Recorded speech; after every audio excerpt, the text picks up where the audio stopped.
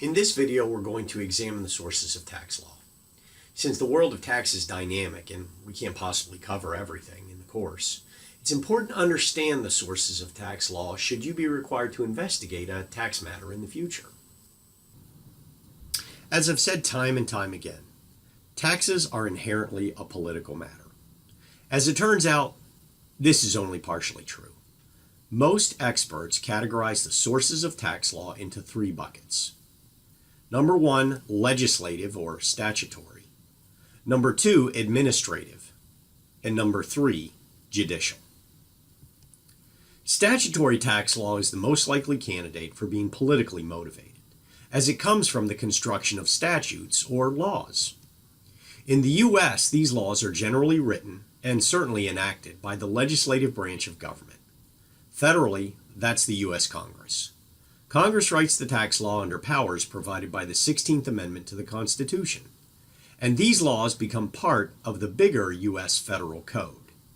Imagine, if you will, a giant book, and within that book are all the federal laws of the United States.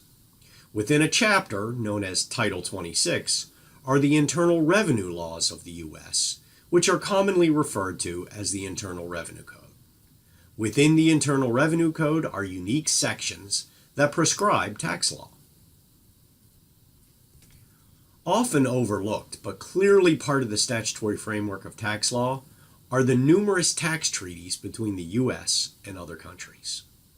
These treaties are intended to mitigate double taxation by both countries and ease the friction of international trade. Congressional lives must be busy because invariably, large parts of the tax law are left ambiguous, either purposefully or through neglect. In these instances, the power to regulate, but not create law, is left to the bevy of regulatory bodies created by the government. In the case of taxes, the U.S. Treasury and one of its primary divisions, the Internal Revenue Service, wield the power of the regulatory pen.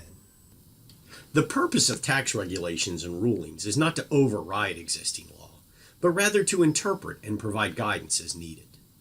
As a result, the authority of regulations is not as strong as statute, but deviations from regulatory authority better be well supported if the taxpayer wishes to escape without penalty.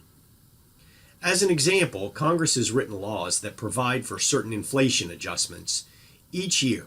For example, the gift tax exclusion we mentioned in a previous video. The computation of the adjustments are performed by the IRS and issued to the tax-paying public each year. In another example, where Congress basically has claimed, ain't nobody got time for that, the statutes covering corporate redemptions of stock use the term essentially equivalent to a dividend.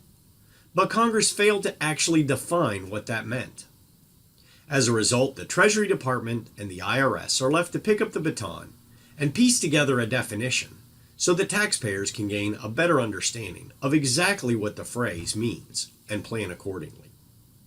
Administrative tax law takes the form of regulations, revenue rulings, letter rulings, determination letters, notices, announcements, and a variety of other forms. To make matters worse, the names have changed over time, making it even more difficult to identify the relevant sources. So let's revisit our essentially equivalent to a dividend definition. Because the law is not entirely clear, a taxpayer may claim to have one. The IRS could reasonably look at the exact same transaction and decide that no, it's not essentially equivalent. Finally, after a back and forth that probably ends with, oh yeah, well my dad can beat up your dad, the two parties find themselves in court.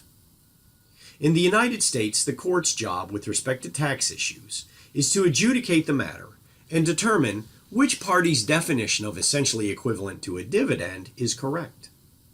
Because in the U.S. courts follow precedent, meaning lower courts and later courts are generally bound to follow that finding, that holding becomes de facto law, making the courts the third of three legs of the tax law. Great! We covered all three sources. And for this class, we really do not need to go any deeper.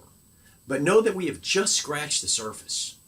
In the graduate tax program, for example, we spent half a semester doing nothing but learning and practicing the research of tax law. So there's plenty more to learn, but not for us and not now.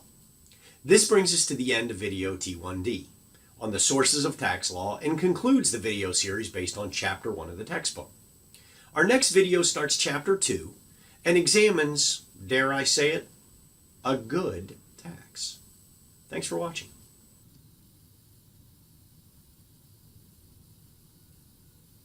One resident describes her horrifying experience when she first realized the complex was on fire. Well, I woke up to go get me a cold pop, and then I thought somebody was barbecuing. I said, oh Lord Jesus, it's a fire. Then I ran out, I didn't grab no shoes or nothing, Jesus. I ran for my life. And then the smoke got her. I got bronchitis. Ain't nobody got time for that. Ain't nobody got time for that. Ain't nobody got time for that. Ain't nobody got time. Ain't nobody got time. Ain't nobody got time for that. Ain't nobody got time for that. Ain't nobody got time for that. Ain't nobody got time. Ain't nobody got time. Ain't nobody got time for that. Ain't nobody got time for that. Ain't nobody got time for that. Ain't nobody got time. Ain't nobody got time. Ain't nobody got time for that. Well, I woke up to go get me a cold pop. Then I thought somebody was barbecuing. I said, oh Lord Jesus, it's a fire. Then I ran out, I didn't grab no shoes or nothing, Jesus. I ran for my life. Ain't nobody got time for that. Ain't nobody got time for that. Ain't nobody got time. Ain't nobody got time. Ain't nobody got time for that. Ain't nobody got time for that. Ain't nobody got time for that. Ain't nobody got time. Ain't nobody got time. Ain't nobody got time for that.